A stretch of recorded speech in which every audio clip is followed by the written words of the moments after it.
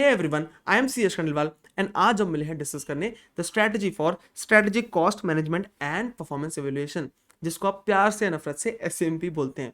Guys, I know ये subject आपको ज़्यादा पसंद नहीं है। नहीं, मैं डीटी की तरफ बायस नहीं हूँ, आई नो, बट मुझे पता है कि ये सब्जेक्ट में थोड़ी थोड़ी दिक्कत सबको है ही, तो कोई दिक्कत नहीं है। हम ऐसी स्ट्रैटेजी डिस्कस करेंगे जिससे आप अच्छे से सब्जेक्ट क्लियर कर पाएं। ठीक है, चलो, this video will be in 2 parts. First part कौन सा रहेगा सर? फर्स्ट पार्ट रहेगा फॉर स्टूडेंट्स जो सिर्फ ग्रुप 2 दे रहे हैं, उनके लिए हम 4 डेज प्लान डिस्कस करेंगे। एंड सेकंड पार्ट रहेगा फॉर स्टूडेंट्स जो बोथ ग्रुप दे रहे हैं, उनके लिए हम 1.5 डेज प्लान डिस्कस करेंगे। ठीक है, चलो तो बात कर लेते हैं। अगर आप चैनल पर नए हो तो सब्सक्राइब कर देना बेटा, और अगर वीडियो देख रहे हो और पसंद आएगा तो लाइक कर देना। ठीक है, लाइक कर दो तो अच्छा लगता है यार।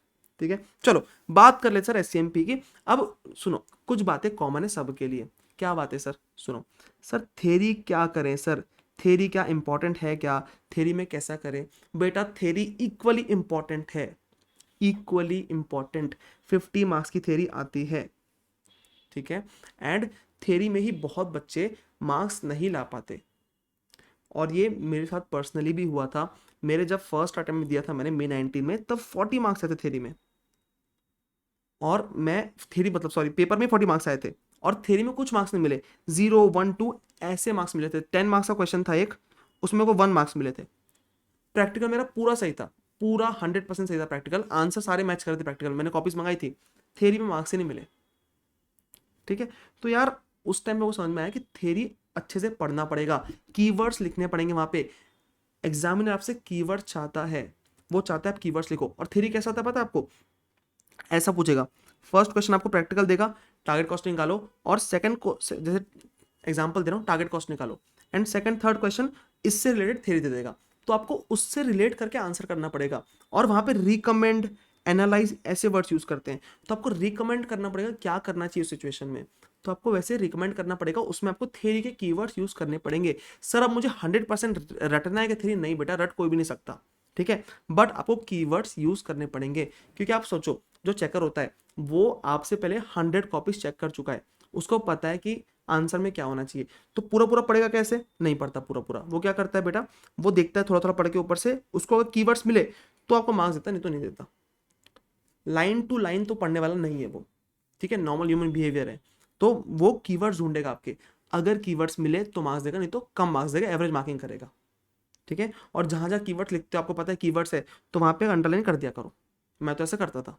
ठीक है, चलो, तो सर थ्योरी आपको करना कैसे? सब थ्योरी में करें क्या सर? थ्योरी तो आपने बोल दिया इंपॉर्टेंट इंपॉर्टेंट है, करें कैसे? देखो मैंने भी ऐसा फॉलो किया था। क्या करें सर? देखो थ्योरी में, अच्छा हाँ, मैं फर्स्ट टाइम फेल हुआ था, सेकंड टाइम मैंने एससीएमपी में बहुत अच्छे मार्क्स लेके आए थे। मैं सिर्फ 80 का सॉल्व कर पाया था, मेरे हाथ में दर्द था, फिर भी 80 में से I got 59, which is a good score.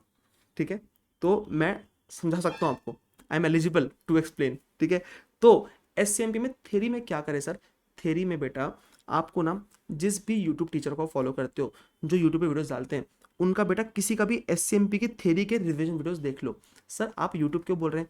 बेटा यूट्यूब पे जो रिवीजन वीडियोस आ रहे हैं थ्योरी के, उससे आप बहुत प्यार से, बहुत अच्छे से रिवाइज कर सकते हो, बहुत इफेक्टिवली रिवाइज कर सकते हो। 1.75 2 पे लगा लो। देखो 2 घंटे से ऊपर कोई भी वीडियो नहीं होगा, और 1.5 आवर्स का भी रह सकते हैं बेटा।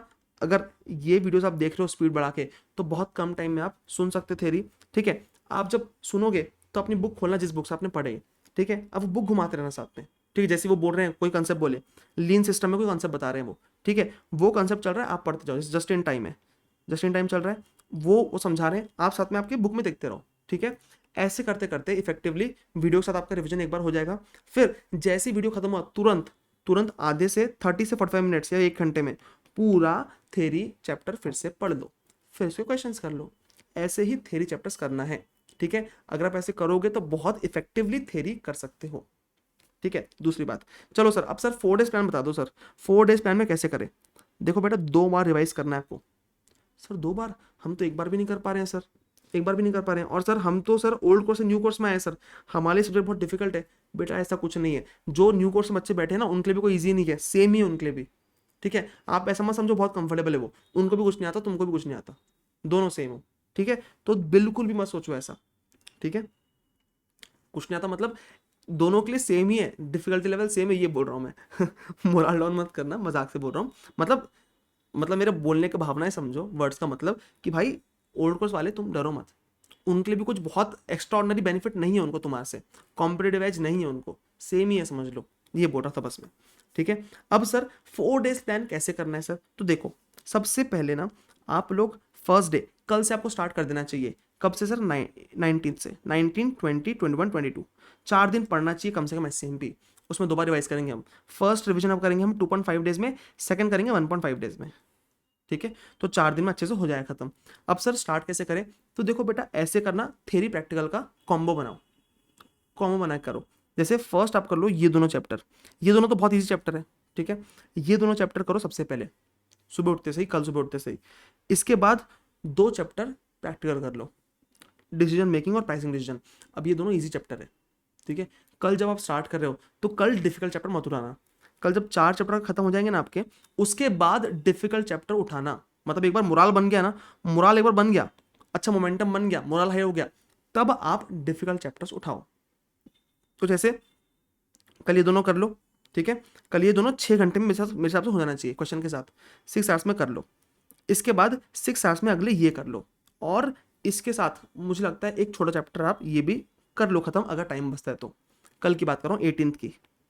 ठीक है, 19 को क्या करना है आपको, लिख लेना ये बातें जो मैं बोल रहा हूँ। 19 को क्या करना है, 19 को सुबह सुबह उठ के सबसे पहले ये चैप्टर कर लो। ये बहुत थोड़ा सा बड़ा चैप्टर है। ठीक है, ये कर लो। ठीक है, फिर एक छोटा चैप्टर उठाओ, बजट, ये कर लो। फिर डिविजन ट्रांसफर प्राइसिंग, और उसके बाद थोड़ा सा खुद को, मन को अच्छा करने के लिए ये दोनों चैप्टर कर लो थ्योरी के। आपका बचेगा सिर्फ स्टैंडर्ड कॉस्टिंग। फिर तीसरे दिन ये इतना कर लिया ना, फिर तीसरे दिन उठ के सुबह सुबह स्टैंडर्ड कॉस्टिंग कर लो। अब बहुत सारे बच्चे स्टैंडर्ड कॉस्टिंग छोड़ के जाते हैं, मुझे पता है। देखो छोड़ के जाना तो मैं सजेस्ट नहीं करता, और बहुत टाइम देना भी सजेस्ट नहीं करता। तो क्या करो, इसको यूट्यूब से कर लेना, जिसने छोड़ लिया है, जिसने छोड़ा हुआ है ना, यूट्यूब पे कोई भी टीचर का लेक्चर देख के कर लेना, छोड़ के मत जाना। लेक्चर देखना और क्वेश्चंस देख लेना, छोड़ के जाने से अच्छा 3 घंटे देके इसको खत्म कर लेना। ठीक है, तो ये आपका फर्स्ट प्लान रहेगा। ये इतना हो गया। अब सर सुबह सुबह ये कितने हुए सर, मुझे 2 दिन हुए, और तीसरे दिन की सुबह सुबह के 3 घंटे गए हैं। ठीक है, अभी 3-4 घंटे और बचे हैं, उसमें केस स्टडी डाइजेस्ट कर लो। अब सर केस स्टडी कैसे करें, हमको केस स्टडी आती नहीं है। या तो अगर चैप्टर के साथ कर सकते हो तो बेस्ट है केस स्टडी। ठीक है, बट अगर वैसा नहीं चाहते हो आप, तो अलग से 3-4 घंटे में केस स्टडीज कर लो। और एक बार 3 घंटे दिया, उससे ऊपर एक साथ मत देना स्ट्रेच पे इसको। एक स्ट्रेच में 3-4 घंटे में अगर हुई, जितनी हुई उतनी करो, उससे एक्स्ट्रा टाइम मत दो। क्यों बोल रहा हूँ ऐसा, क्योंकि ना ये बहुत स्ट्रेच करिए, आपको टाइम वेस्ट करिए आपका। फिर बीच में पढ़ते पढ़ते पढ़ते पढ़ते अगले 1.5 दिन में एक एक केस स्टडी खोल के देख लेना। हर थोड़ी देर में 15-15 मिनट की लगती है केस स्टडी में, तो 15 मिनट कभी भी खोल के देख लेना। खाना खाने उठो तब देख लो एक बार, फिर 2 घंटे पढ़ के हो गया, फिर एक बार देख लो। ऐसे कर करके केस स्टडी खत्म कर लेना। ठीक है, अब सर ये 2.5 डेज में आपका फर्स्ट रिवीजन हो जाएगा। अब सेकंड रिवीजन 1.5 डेज में फिर से स्टार्ट कर लेना। अब 1.5 डेज में फिर से आप लोग, अब ऑर्डर आप समझ लेना कि आपको कौन सा इंपॉर्टेंट लगता है, कौन सा फिर से पढ़ना पड़ेगा। ठीक है, मैंने ऑलमोस्ट सारे चैप्टर कवर कर लिया। यस, अब सर क्वेश्चन हम कौन से सॉल्व करें। क्वेश्चन बेटा सबसे आपका पहला जो वो होना चाहिए ना, प्रायोरिटी, वो स्टडी मैट होना चाहिए, फिर एमटीपीज आरटीपीज। स्टडी मैट पूरा कवर करना, और आपने इंपॉर्टेंट क्वेश्चन मार्क किए होंगे वो पहले देख लेना। जो क्वेश्चन आपको आते हैं ना कि यार देख के समझ रहा है, ये तो पता है हमको, उसको पढ़ने में टाइम वेस्ट मत करना। मतलब ऐसा नहीं है कि भाई आता नहीं और छोड़ दिए। जैसे बहुत सारे बच्चे जिनको पता है भाई इसमें तो ये होने वाला है, ठीक है, आपने चीज़ें मार्क की होगी, काट देना, उसको मत करना। टाइम वेस्ट मत करना, 2 मिनट में खत्म कर लेना वैसे क्वेश्चन। और जितने आपने क्वेश्चन मार्क किए हो वो पहले करना, उसको प्रायोरिटी देना। ठीक है, और क्वेश्चन सर लिख के देखना है क्या, क्वेश्चन लिख के देखना मैं सजेस्ट नहीं करता, पर हर चैप्टर का एक क्वेश्चन फॉर्मेटिंग वाला लिख के देख लेना कि फॉर्मेटिंग क्या होगी उसकी। ठीक है, आपको पेपर में आया तो, क्योंकि बहुत दिन से अपन ने क्वेश्चंस कॉस्टिंग सॉल्व नहीं किए होंगे आपने अभी लास्ट रिविजन्स में, तो एक फॉर्मेटिंग बना के देख लेना कि फॉर्मेट में ऐसे सॉल्व होता है ये। हर चैप्टर का एक क्वेश्चन बनता है आपका हर चैप्टर करना। ठीक है, तो ऐसे 4 डेज में आप ये खत्म कर सकते हो। अब बेटा जो बोर्ड ग्रुप्स दे रहे हैं उनको सर 1.5 डेज में कैसे करना है, बेटा उनके लिए मैं ये बोलूँगा, आप तो फर्स्ट डे आके ना मेरे हिसाब से थ्योरी कर लो, ये दो चैप्टर थ्योरी कर लो, और इनमें से एक चैप्टर बड़ा डिसीजन मेकिंग, और ये चैप्टर कर लो छोटा वाला।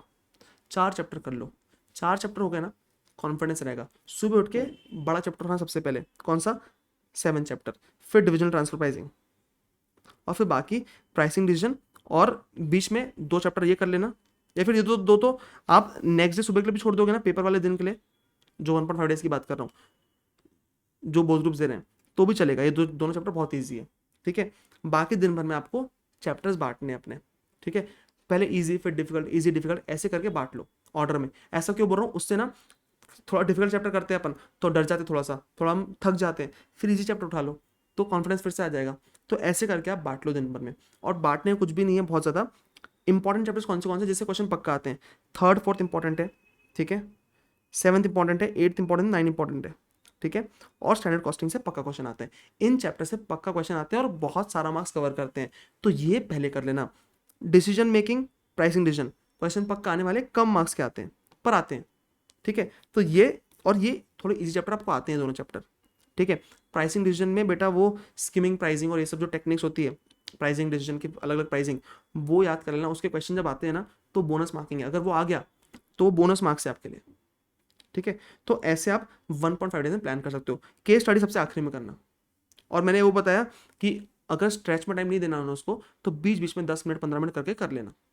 और किसी का वीडियो मिल गया यूट्यूब पे तो बेस्ट है इसके लिए, ठीक है। अब ये बात हो गई सर, अब पेपर कैसे सॉल्व करना है सर। पेपर सबसे जो केस स्टडी आती है ना, फर्स्ट क्वेश्चन, वो सबसे आखिरी में करना, उसको पढ़ने में टाइम वेस्ट भी मत करना। मैंने सबसे आखिरी में किया था, छूट गया था मेरे से वो, मेरा उस दिन हाथ में दर्द था इसलिए छूट गया, नहीं तो बन जाता मुझे वो क्वेश्चन और मार्क्स ज़्यादा आ जाते। बट वो क्वेश्चन में टाइम वेस्ट फर्स्ट में मत करना, क्योंकि वो बहुत बड़ा है ना, आपका बहुत टाइम खा जाएगा वो, तो सबसे आखिरी में ही करना उसको, ठीक है। और फिर पूरे क्वेश्चन पढ़ लेना, 2nd 3rd 4th 5th 6th, और उसमें से जो आपको बेस्ट आता है उससे ही स्टार्ट करना। और एक क्वेश्चन के सब पार्ट साथ में करना, वो पता है मुझे, आपको बताने की जरूरत नहीं है, वो करना साथ में। एंड मैं ये बोलूँ केस स्टडी आखिरी में ही करना, एंड ट्राई करना 100 मार्क्स का सॉल्व कर सको। सर 100 मार्क्स नहीं हो पाता है हमसे, बेटा प्लीज़ ट्राई करना, क्योंकि 100 मार्क्स सॉल्व करोगे ना तो मार्क्स ज़्यादा आने के चांसेस बहुत बढ़ जाते हैं। अगर देखो मेरे 80 में से ना 59 आ गए थे, मैं फर्स्ट क्वेश्चन छूट गया था मेरा पूरा, क्योंकि हाथ में बहुत दर्द था, मैंने फिर बॉल स्प्रे लगाया था वहाँ पे और पेपर खराब हो गया था पूरा, बहुत मेरे साथ तो ब्लंडर्स हो गए थे बहुत ज़्यादा, फिर 59 आ गए। अगर मैं 100 कर लेता ना उस दिन बेटा, तो कम से कम 20 मार्क्स में से 10 मार्क्स तो आ जाते, 69 हो जाते ये, ठीक है। तो 100 सॉल्व कर लेना मेरी मान के, ठीक है। और थ्योरी अच्छे से करना, प्रैक्टिकल भी अच्छे से करना, वो तो अच्छे से ही करना पड़ेगा आपको, ठीक है। अब सर बहुत सारे बच्चे बोलते सर प्रैक्टिकल नहीं बन रहा हमको।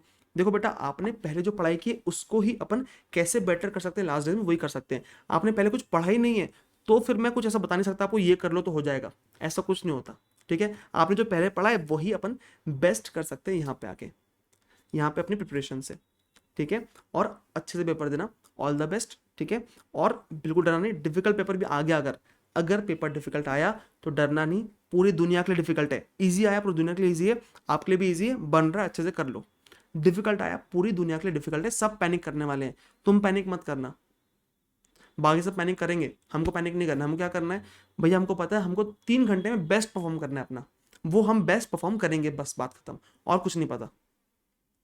क्योंकि पेपर जब डिफिकल्ट आएगा ना बेटा, कुछ ही किसी को नहीं बनने वाला तुम चिंता मत करो, सब एकदम धराशायी हो जाएंगे, कुछ नहीं बन रहा किसी को। पर वहां पे जो 3 घंटे में बेस्ट परफॉर्म करेगा वही क्लियर करेगा पेपर।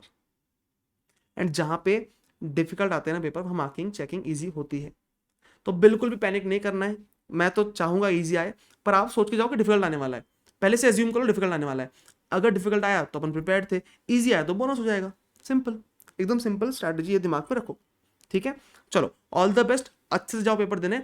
और अगर कुछ भी हो जाए, कुछ भी हो जाए, 100 मार्क का सॉल्व करके आना प्लीज, ठीक है। और कुछ भी डर लगता तो बोलने का, मैं सब कर लूंगा, मैं सब कर लूंगी, एंड अपन सब कर लेंगे यार, ठीक है। कुछ नहीं होता, अपन पास होंगे इस बार पास होना है, सीए बनना ही इस बार। ये छोटा मोटा पेपर, एक एससीएमपी का पेपर अपने को रोक नहीं सकता सीए बनने से। इसने बहुत लोग को रोका है बहुत बार, अपने को नहीं रोकेगा, अपने को बनना ही है। इसको फोड़ के आएंगे अपन, और 4 दिन एकदम फोड़ दो अभी, ठीक है। चलो ऑल द बेस्ट, अच्छे से पेपर देना। और अगर वीडियो पसंद आएगा तो लाइक करना, ठीक है, कमेंट करके बताना, ठीक है। सब कर लेंगे, मिलते हैं, बाय बाय।